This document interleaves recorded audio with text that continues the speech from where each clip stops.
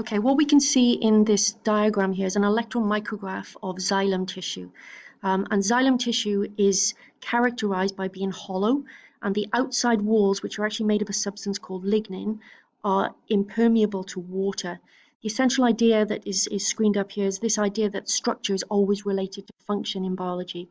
And for xylem, the structure is hollow, and its walls are made of an impervious material called lignin.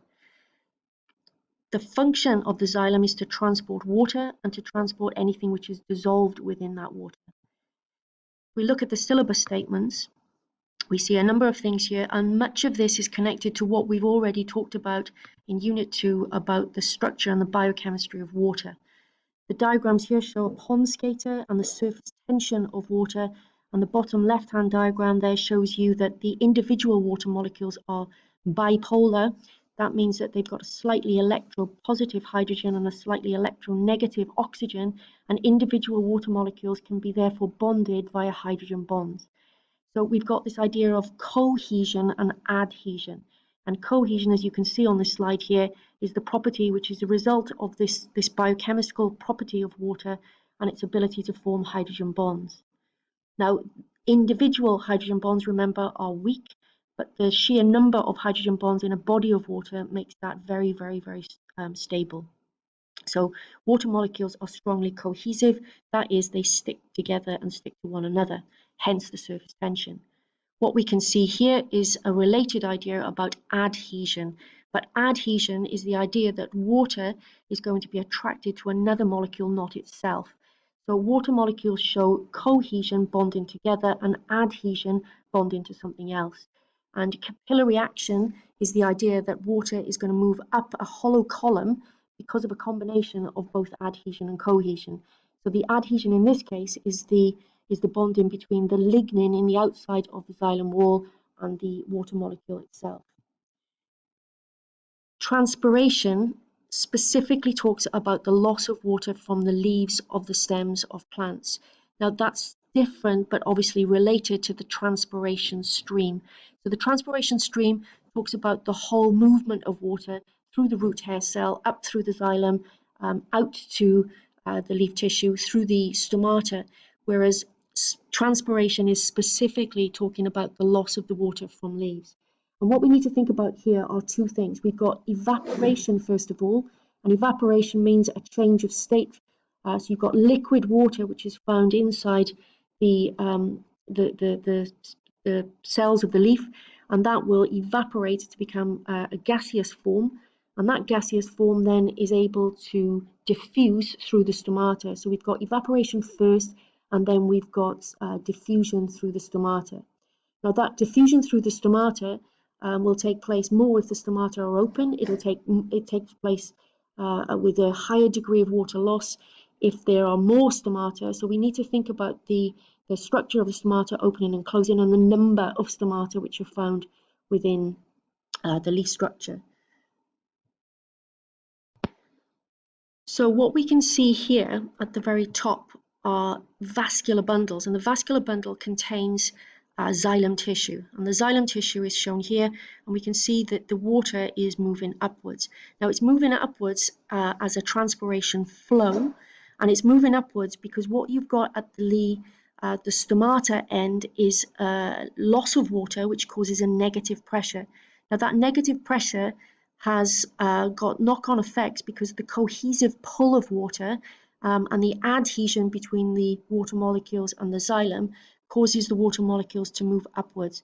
You've got two things happening. You've got adhesion and cohesion causing capillary action, and then the stomata losing water causing that negative pressure.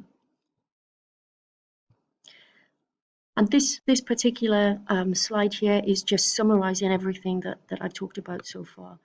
The next one shows you the structure of the stomata, and the stomata is the actual physical hole in the center, and what you've got are two guard cells which lie either side. Now the stomata can change its size, and the gases can move in and out of the leaf tissue. Gases here could be carbon dioxide, it could be oxygen, or it could be water vapor. In this case we're talking about transpiration, so it's water vapor.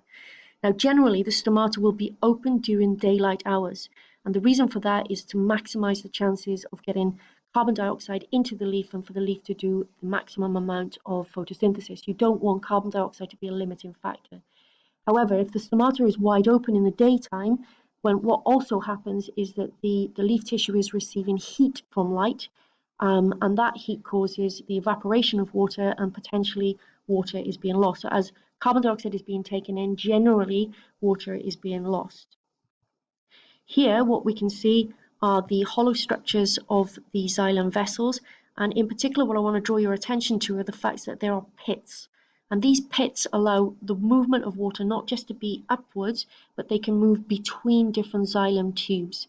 So we've got a hollow lumen. The cell wall is impregnated with this substance called lignin. So the cell wall itself is impermeable to water, but water can move between individual vessels via these pits.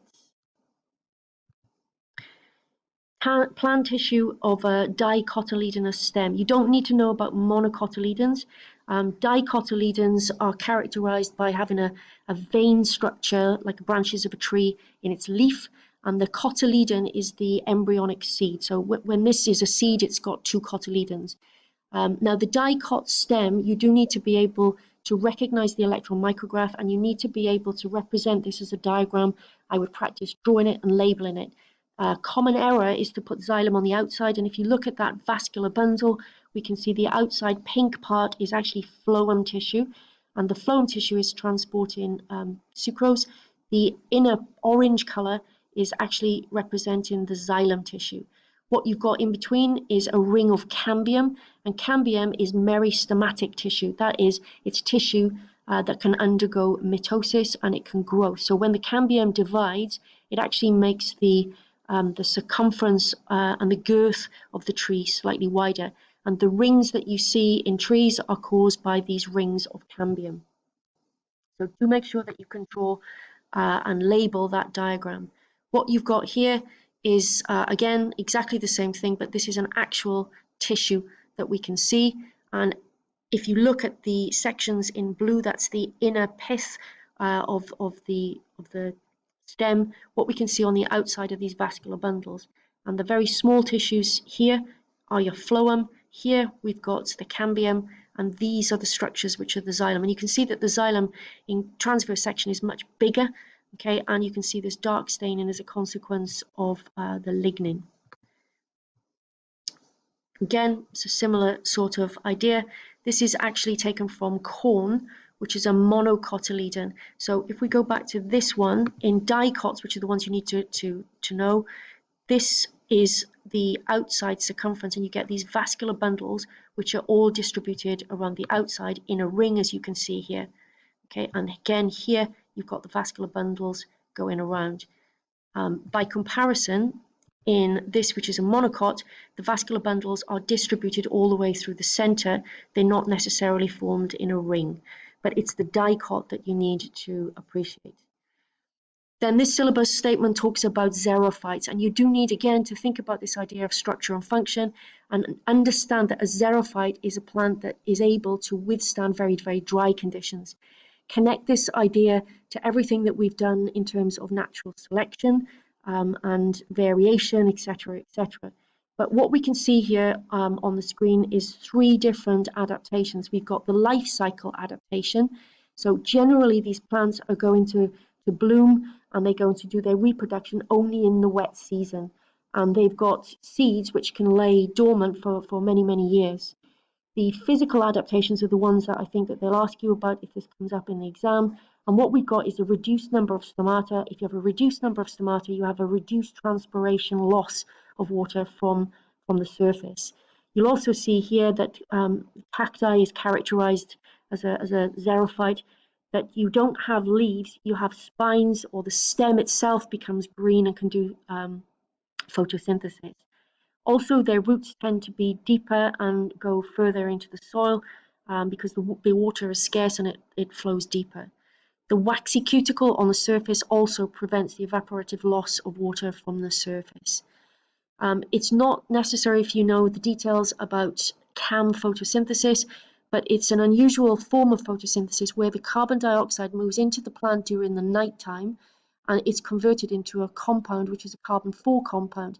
In the daytime, the stomata close, and when the stomata are closed, the C4 is broken back down into carbon dioxide, and then photosynthesis takes place. But with the advantage that the stomata are closed, which means you reduce the evaporative water loss. And what you can also see there is something called a marram grass, and marram grass will roll its leaves up so that again reduces the surface to which we can have evaporative water loss. Active transport. This is important for the uptake of minerals. So things like nitrates, remember, are required for a plant to use as a source of nitrogen to make protein. And active transport is going to be pumping actively up a concentration gradient minerals like nitrates. Also magnesium, which is needed to make chlorophyll. Also, you've got things like phosphate, which are needed for new cell walls, etc., etc. And what you can see here is an ion exchange. So in clay soils, which are typically acidic, what you've got is the movement of, in this case, potassium moving in, and potassium is required by plants also, and a pumping outwards of hydrogen ions, which can be exchanged. We've also got something called symport, which is showing you, again, this idea that we've got nitrate being taken up, and at the same time we're pumping hydrogen.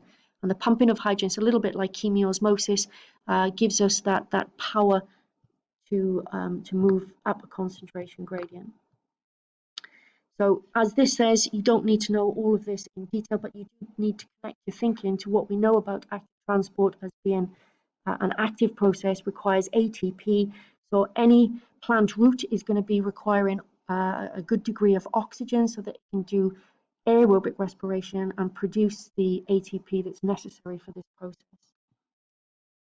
We've got this modeling of water transport. Hopefully you've seen this before, but if you put a capillary tube inside to some ink, it will start to move up without suction. So it's like a straw without being sucked. It's going to start to move upwards, and that's because of the capillary action, adhesion and cohesion.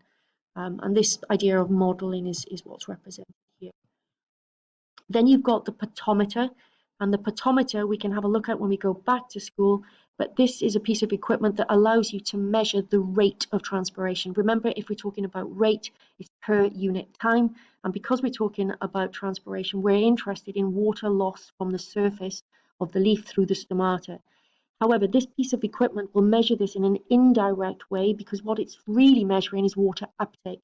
But the idea here is that you've got this cut stem. You cut the stem underneath water to prevent any oxygen bubbles getting into the xylem. So whilst it is underwater, it's then inserted into this reservoir, and we can zero the machine using this capillary tube at the side. As water is taken into the plant, it's meant to be replacing the water that's lost. So it's an indirect measurement of water loss by actually calculating water uptake. And hopefully you've seen that at GCSE. And that's it, that's 9.1.